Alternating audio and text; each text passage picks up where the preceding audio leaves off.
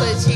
ঢাকায় এসে প্রথম আসার পরে এখানে এই ধরনের অনুভূতিটা, গান শুনে সকাল সকাল পরে এসে সবাই এত সুন্দর করে শাড়ি পরে সেজে এসেছে, খুব ভালো লাগছে। একটা ইউনিটি ফিল করছি বাঙালি হয়ে। আমি আসলে এটার কথা জানতাম না, কিন্তু ঢাকায় এসে যখন মানে এই ধরনের মানুষদের সাথে যখন যুক্ত হলাম তখন এই আয়োজনের কথা জানতে পারলাম। গত বছর প্রথম আসলাম আমার ভাইকে নিয়ে, এবার এসে খুব ভালো লাগছে। এবার কোনোভাবে মিস করতে চাইনি, আর নেক্সট ইয়ার ইনশাল্লাহ যতদিন আছি ততদিন প্রতি বছর আসবো।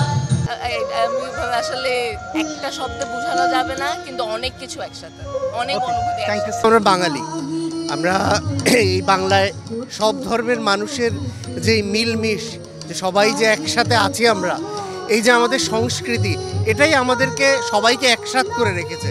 তো পয়লা বৈশাখে এখন কিন্তু আমরা আর ধর্ম বর্ণ কোনো মানে সব জাতিসত্তা একসাথ হয়ে এই যে আমরা আজকে রমনার বটমূলে এসেছি, এটাই আমাদের বাঙালি সত্য।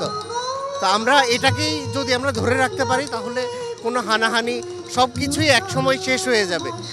আসলে অনেক ছোট সময় আসা হয়েছে, বাট এখন তো ব্যস্ততার কারণে এইভাবে আসা হয় না।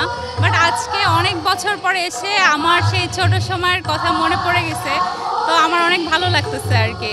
তো আমি মনে করি যে প্রতিটা বাঙালির জন্য আজকে একটা স্পেশাল দিন। তো আমি মনে করি যে ঘরে বসে না থেকে আজকের দিনটা একটু উপভোগ করা গেলে সুন্দর করে ফ্যামিলির সাথে বা বন্ধুদের সাথে ভালো লাগবে।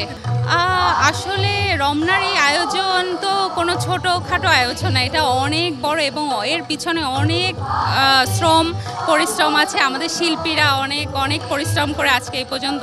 তাই মনে করি প্রত্যেক বাঙালির জন্য হচ্ছে যে অবশ্যই মনে হয়, কারণ বাংলা তো আমাদের সংস্কৃতির একটা মানে এটার ঊর্ধ্বে তো আর কিছু নেই। আমরা বাঙালি, আমাদের এই ভাষার জন্য আমাদের প্রাণ গেছে, আমাদের কত লক্ষ লক্ষ মানুষের শহীদ হয়েছে, ভাইয়েরা শহীদ হয়েছে। তো এই বাংলা ভাষার ঊর্ধ্বে আমি মনেই করি না যে আর কোনো ভাষা আছে। হ্যাঁ, বাঙালিয়ানা তো সব সময়ই ধরা আমাদের মনের ভিতরেই দেয়। আর এই যে গানগুলো আমাদের শুধু মন না, আমাদের মনে হয় আত্মাকে ছুঁয়ে যায়, এরকম একটা ব্যাপার।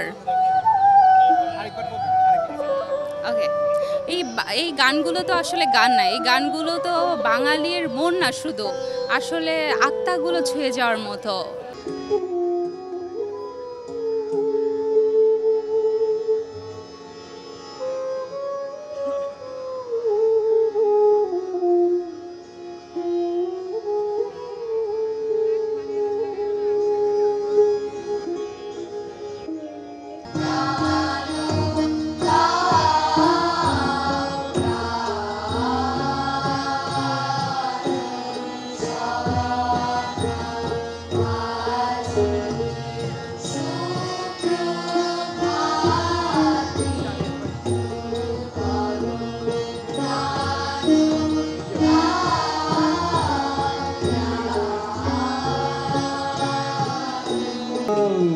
সুধা শুনি